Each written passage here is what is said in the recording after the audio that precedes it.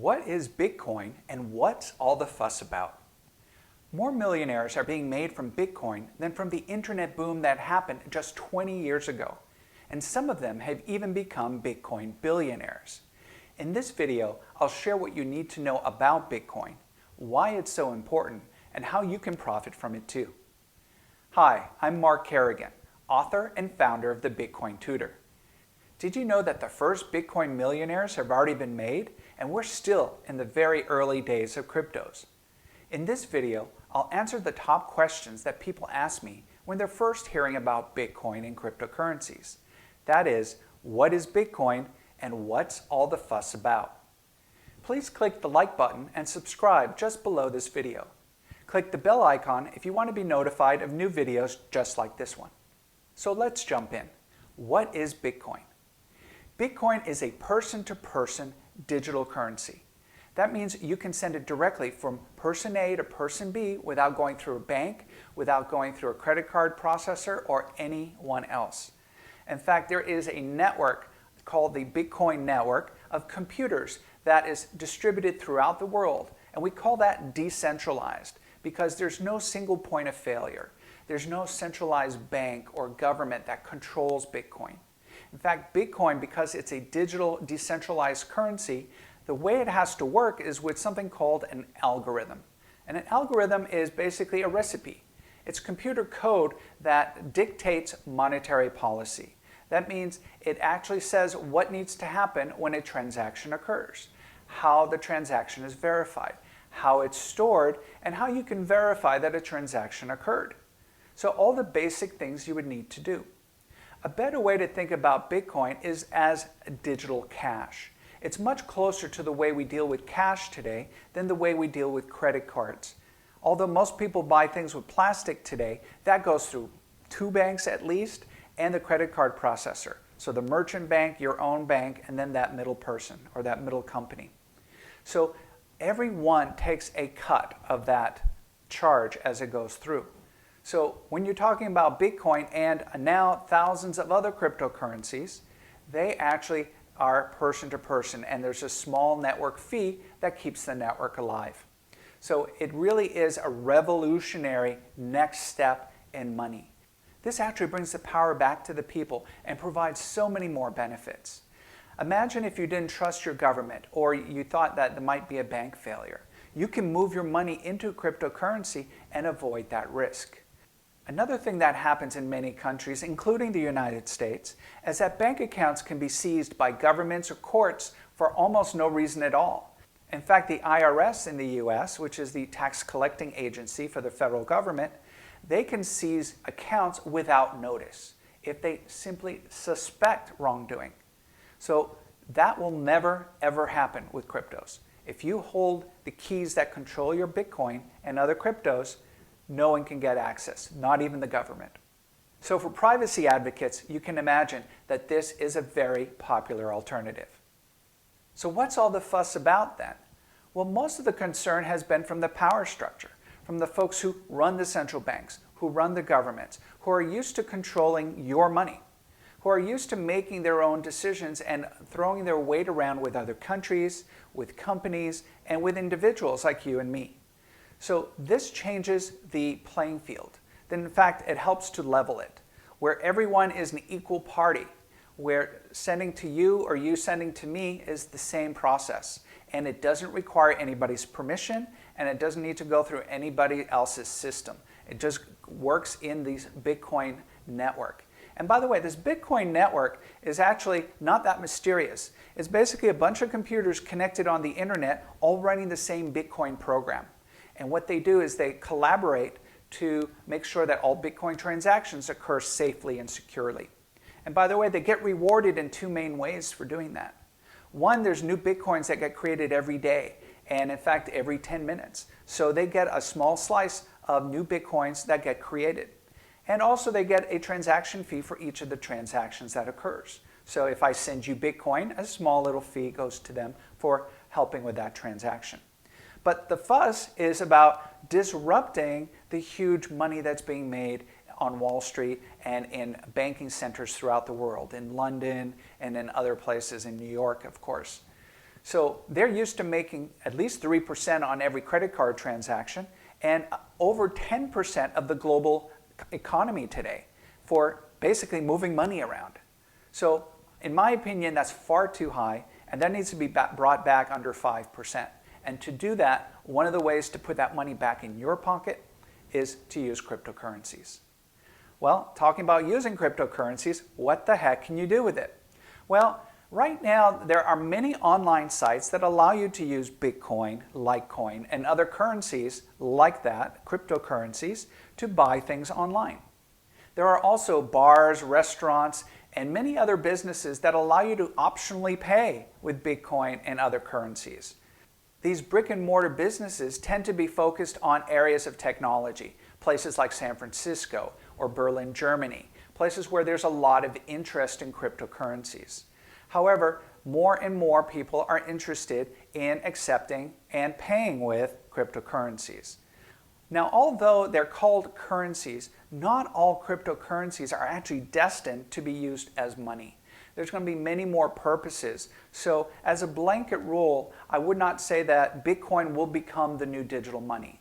However, I can see a day when one of the other cryptocurrencies that is more focused on that purpose, of the purpose of being digital money, will come into play and become very popular as an alternate form of payment.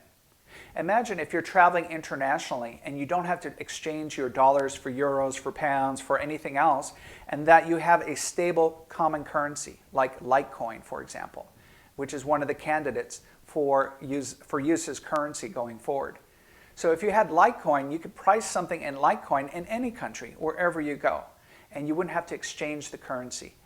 So there's certainly advantages to this, and over time we're going to see more and more use of cryptos as money. A lot of people ask me, is it real? It's just in the computer, right? So how can it have any value? Well, it's an interesting question, but I think I should ask them a question and you a question in response. How come software, computer software, has a value? How come the apps on your phone like Facebook have value? Well, they provide value to you because they provide a service. They provide connectivity. They provide some other service that you need to buy something with Amazon, or to share information on Twitter, or to share photos on Facebook. Whatever it is, software has value. That's been established. And you look at companies like Apple and Amazon and Google and many others, and they're worth billions and billions of dollars. It's a similar case with cryptocurrencies. What makes it real? What is real? Real is something that we agree to as having value. A buyer and seller agree. Why does gold have value? Why does the piece of paper called a US dollar bill or a euro in your pocket have value? Again, it's because the buyer and the seller, the person sending and receiving, agree that it does. So ultimately, that's the case. But I'll take it one step further. To actually create a Bitcoin requires energy. It requires electricity, it requires focus, it requires an actual intention to do it. So it's not like you can just make a photocopy of a Bitcoin, right? You can't just make a digital copy of a Bitcoin like you can of a document. So it does have real cost to create. So just like you would mine a piece of gold out of the earth, you really have to mine a Bitcoin out of some digital data. And with that digital data, you can mine an actual Bitcoin. And in fact, they call it mining Bitcoin. So with all that, what's it worth? Well, Bitcoin is worth right now about $15,000. And depending when you listen to this, it could be less or it could be much, much more. In fact, I expect Bitcoin and many other cryptocurrencies to go up many, many times in value. Now, I believe at some point there'll be some stabilization to the value, but I'm very certain it won't be at $15,000. It'll probably be more like $150,000 or $500,000. It'll be somewhere closer to those numbers. Now, why am I so sure of this? Well, first of all, this is not investment advice. It's simply predicting where I think the value will go, because as more and more people become aware and want to get involved and perhaps want to invest, then the value of anything, once more people want it, tends to go up. Now, what's interesting about cryptocurrencies like Bitcoin is they have limited quantity. This is digital scarcity. So there's only a limited amount that will ever be created. Now, in the case of Bitcoin, there's only 21 million coins that will ever be created. Well, with over 8 billion people on the planet, that means everybody can only have a fraction of a Bitcoin, if they have some at all. So you can see that as more people want to get involved or want to get a little piece of it, the value will just naturally rise until there's an equilibrium, until there's a current agreement between buyers and sellers that this is what it's worth. But over time, Bitcoin continues to go up, up, and up. And so do many of the other cryptos, especially the good cryptos. So you need to create or look at cryptos that are actually doing something valuable. There are thousands of them, but maybe only hundreds of good projects, hundreds of cryptos that actually have something valuable that they offer, that they're planning to deliver. So those are the ones that I would say have huge opportunity. Now, why is it better than the money we have today? Well, it's hugely better. In fact, it's much more secure. It uses different layers of cryptography. And cryptography are these secret codes that are used to secure information.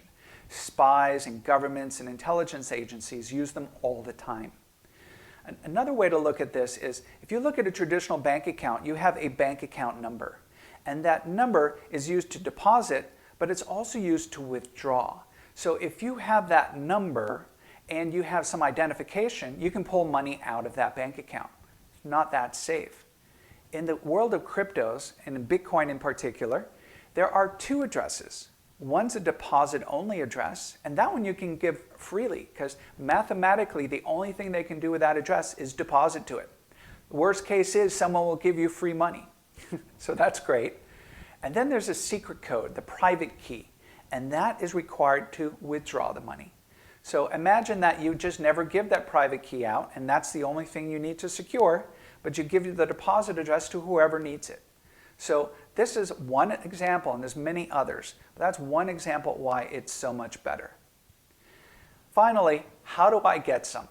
Well, a lot of people have asked me, and a lot of people come to the Bitcoin Tutor to figure out how to get Bitcoin, but not just Bitcoin, a number of the other cryptocurrencies that are popular today. The easiest way to do that is with a number of online exchanges that are available. Companies by the name of Coinbase and Gemini are two good examples that they provide the ability to take your existing cash, whether it's dollars, euros, or pounds, and convert that to Bitcoin. And in fact, you don't have to buy a whole Bitcoin. You can buy whatever you'd like. So if people first get started, they might invest, let's say, $100. And you can then take that money and buy $100 worth of Bitcoin. So that is how people get into Bitcoin and how they get out using the same kind of online website, basically. It's called an online crypto exchange, where you exchange your fiat or your traditional money for your crypto money. Before I close, I bet you probably know someone who would find this video really interesting. Would you share it with them? Just click the share button below and send them the link. They'll thank you for your consideration and thoughtfulness. For even more information on today's topic, check out the links in the detail box below. Until next time, keep learning about cryptos and profit from the knowledge.